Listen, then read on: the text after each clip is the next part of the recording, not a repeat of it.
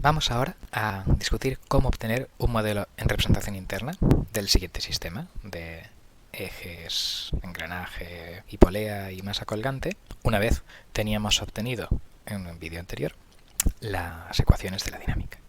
Desde un punto de vista abstracto, por tanto, estas ecuaciones de la dinámica ya sustituyen a lo que es la foto del sistema, la derivada de la posición de la masa, que es la velocidad, y luego tengo derivada del ángulo 1, derivada del ángulo 2, que son las velocidades angulares, y luego la derivada del punto Y, que es este punto, porque es necesaria calcular esa velocidad para la ecuación de esta fricción.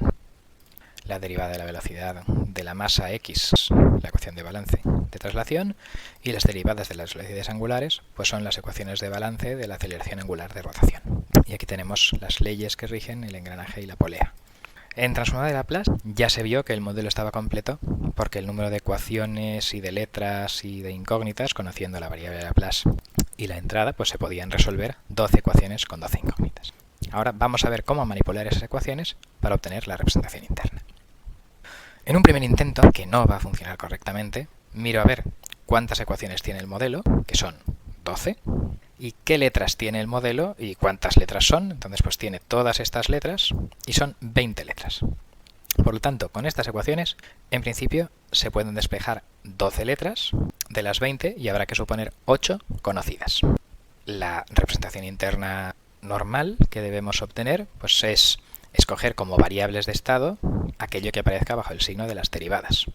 Como bajo el signo de la derivada me aparece la derivada de tecta 1, la derivada de tecta 2, la derivada de omega 1, la derivada de omega 2, las derivadas de posiciones y velocidades angulares, la derivada de posición y velocidad lineal de la masa colgando, y luego pues aparece la derivada de y por la necesidad de integrarla en esta fricción, ¿vale? Entonces pues tendré unas variables de estado que sean posición y velocidad angular del eje 1, posición y velocidad angular del eje 2, posición y velocidad de la masa y posición y, cuya derivada es necesaria en las ecuaciones. Bien, pues aquí tendría 1, 2, 3, 4, 5, 6 y 7 variables bajo el signo de la derivada y por tanto en la representación normalizada este debería ser mi vector de estado, 7 variables.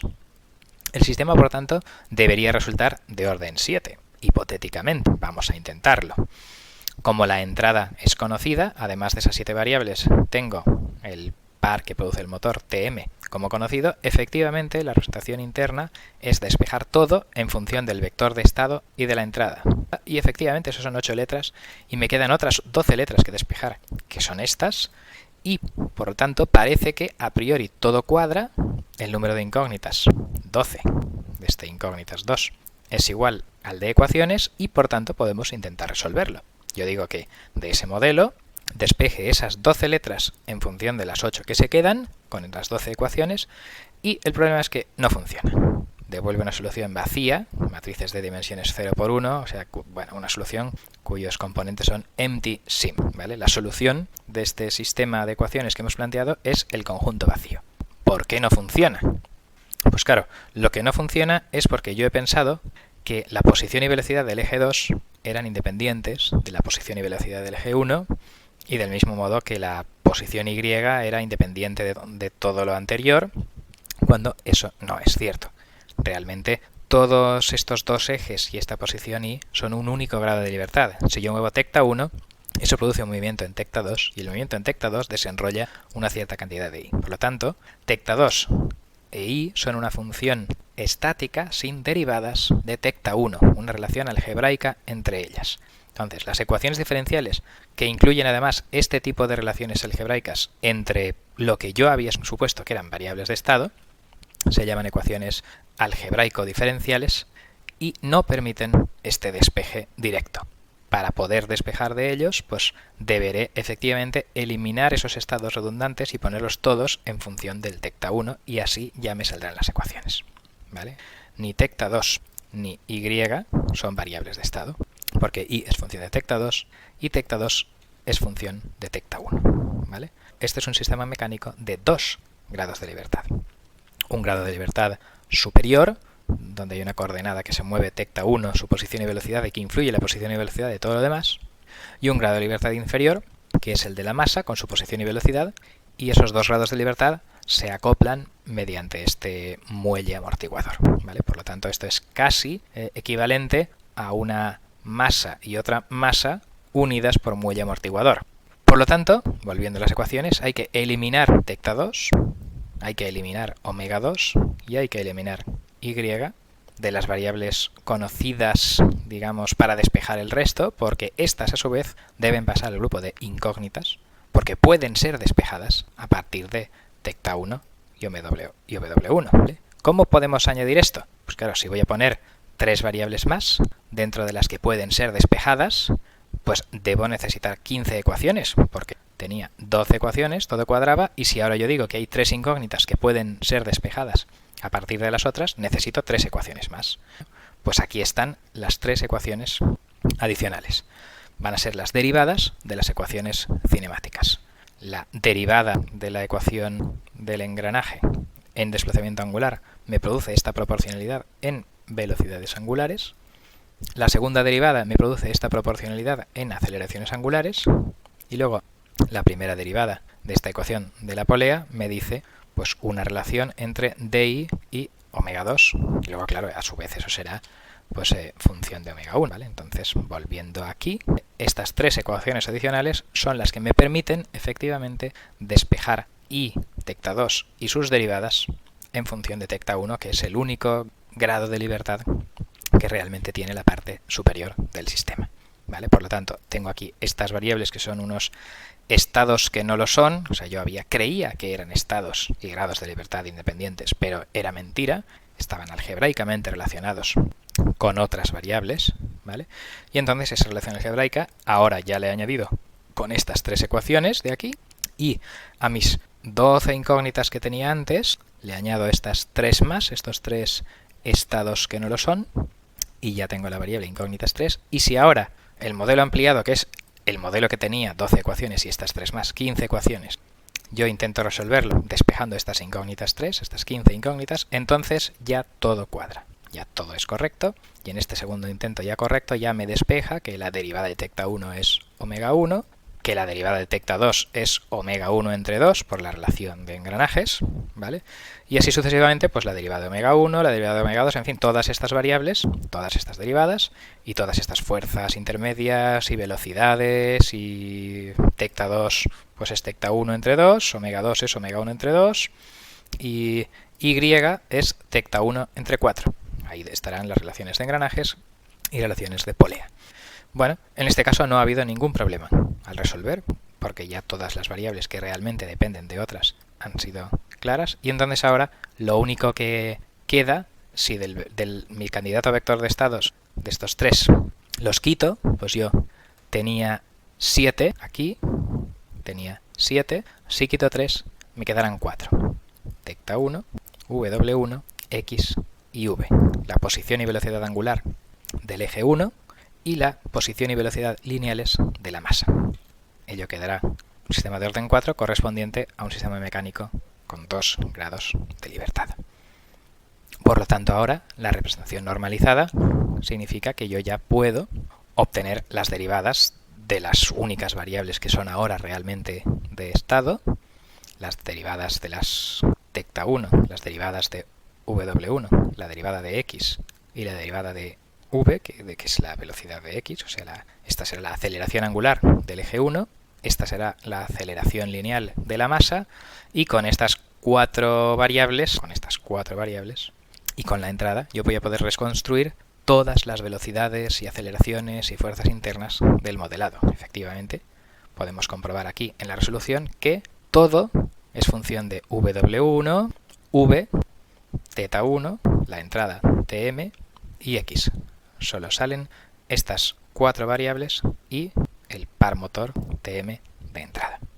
Pues ya simplemente vamos a calcular la matriz de estado. La matriz de estado es básicamente pues lo que multiplica a tecta1, lo que multiplica a W1, lo que multiplica a X y lo que multiplica a V, estos numeritos de aquí, puestos en forma de matriz. Una forma fácil de calcularlo con MATLAB es casi como si fuera linealizando. Si yo calculo la derivada parcial de esto respecto a V, pues claro, sale 3 medios, ¿vale? O sea que calcular derivadas parciales respecto a variables en funciones que ya son lineales me devuelven los coeficientes.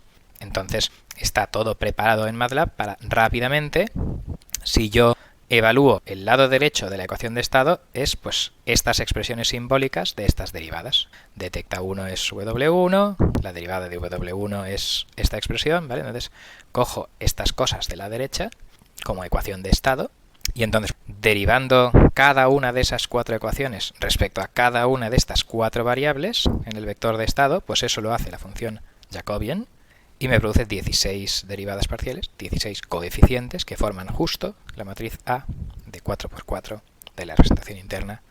Del mismo modo, como el vector de entradas en este caso es una entrada única, Tm, pues derivando cada una de las 4 ecuaciones de ese lado derecho de la ecuación de estado, esas expresiones de ahí, etcétera, derivando esas expresiones respecto a la entrada, obtendré los coeficientes que multiplican la entrada y será la matriz B, 0, 0, 8, 0, 0, efectivamente.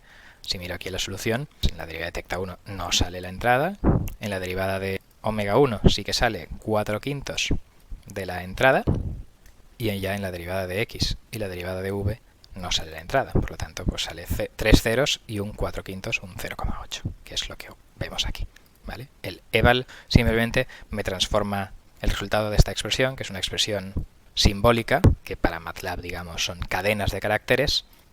Eval lo transforma a números, como si yo los tecleara, digamos, en la línea de comandos y los almacena ya esta es una matriz numérica, mientras que si no pusiera el eval, A sería una matriz simbólica. ¿Vale? Pero esto ya son detalles de cómo se usa el Symbolic Toolbox de MATLAB que no vienen al caso.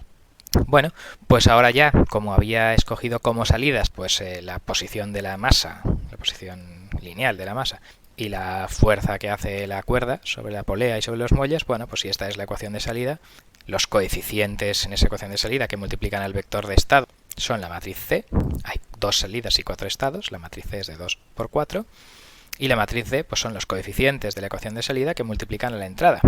Hay 2 salidas y una entrada, es de 2 por 1, y en este caso ni la fuerza de la cuerda ni la posición de la masa están influenciadas de forma directa, instantánea, por el par de entrada, sino que simplemente ese par pues produce indirectamente unas ciertas aceleraciones, etcétera, que modifican esa fuerza y esa posición, pero no actúa directamente, y si cambia el par, la tensión de la cuerda no cambia de forma instantánea, sino que necesita acelerarse un poco los ejes para que la cuerda se tense, ¿vale? Eso es lo que significa este D igual a 0, que no hay acoplamiento directo entre entradas y salidas, que suele ser, por otra parte, pues lo más habitual en la mayor parte de los casos.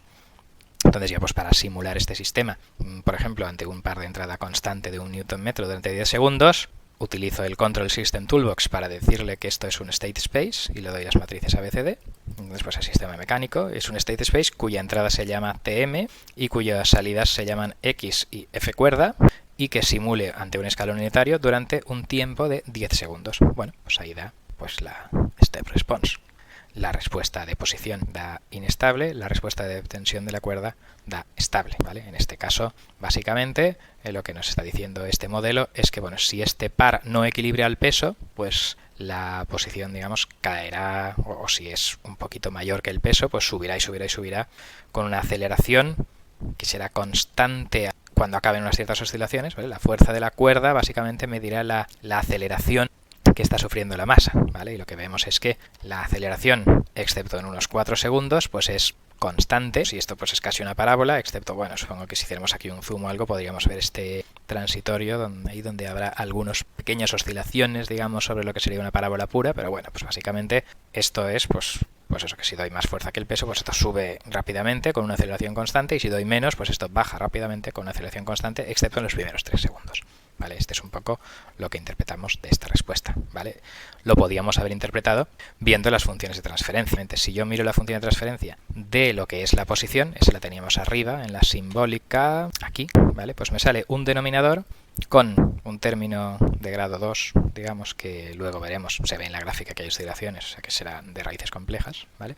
Y un dividido por s cuadrado, como este s cuadrado tiene parte real 0, pues eso significa que es una inestabilidad marginal, y concretamente es un doble integrador, este s cuadrado, que significa que ante una constante, su segunda integral dará una parábola, y efectivamente eso es lo que se ve en la gráfica de respuesta temporal. Grosso modo, excepto unas pequeñas oscilaciones que aquí son prácticamente imperceptibles, esto es una parábola cuando la entrada es constante. Es el efecto de ese doble integrador, ¿vale?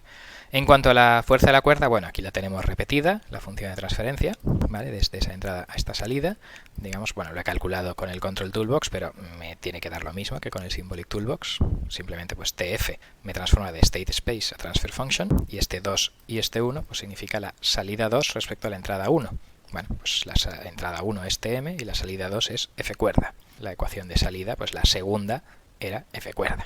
Esta función de transferencia sí que es estable, porque si yo saco las raíces del denominador, tienen parte real negativa, ¿vale? Y por lo tanto son estables.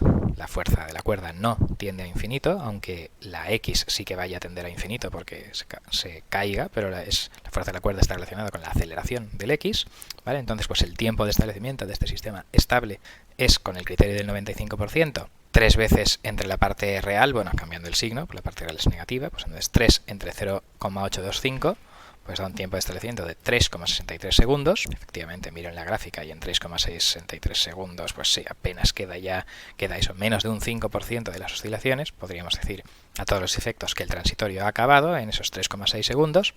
La parte imaginaria es la frecuencia propia de las oscilaciones de ese transitorio, o sea que esa frecuencia pues corresponderá, digamos, al periodo de estas oscilaciones que están viendo aquí, ¿vale? O sea, 2pi entre 3,9 pues debería ser el periodo. Pues eso, 1,5, 1,6 de periodo, vemos que sí, este es 0,75 y este es 2,3, bueno, pues sí, es efectivamente las oscilaciones de esa frecuencia.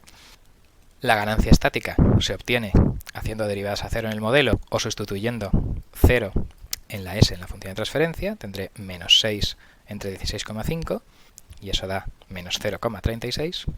Y ya pues la sobreoscilación, pues aunque para sistemas de segundo orden sin ceros hay una fórmula exacta, para este sistema de segundo orden con ceros no hay una fórmula exacta, y bueno, pues por simulación pues veo yo aquí el valor máximo, y la fórmula de la sobreoscilación pues ya es valor máximo, que es menos 0,57 menos el valor final dividido por valor final menos valor inicial. Claro, cuando digo valor máximo, claro, como estamos en negativos, estamos hablando realmente de valor mínimo, pero en fin, es el más lejos del punto de equilibrio. Vemos que se pasa un 57% en el bote respecto al bote final, ¿vale? O sea, esta distancia entre aquí, que es el valor final, y aquí es más de la mitad que la distancia entre aquí y aquí. Durante el transitorio, pues la fuerza de la cuerda puede ser un 57% superior que la que calculamos en condiciones de equilibrio. Obviamente esto van a ser incrementos de fuerza respecto a un cierto punto de equilibrio, que debe ser el del par que compense al peso, porque si no, las ecuaciones del peso deberían haber aparecido en el modelo original, y eso no ocurre, ¿vale? Como el modelo original, en la derivada de la velocidad lineal, no tiene el peso, ni las longitudes naturales del muelle, ni nada de eso, significa que todas esas constantes se han supuesto utilizadas para el cálculo del punto de equilibrio, ¿vale? Y que lo que estamos obteniendo en estas funciones de transferencia y en estas gráficas son los incrementos respecto a ese punto de equilibrio. Bien, pues con esto termina el análisis de la respuesta temporal basándose en el modelo en representación interna de este sistema de ejes y poleas.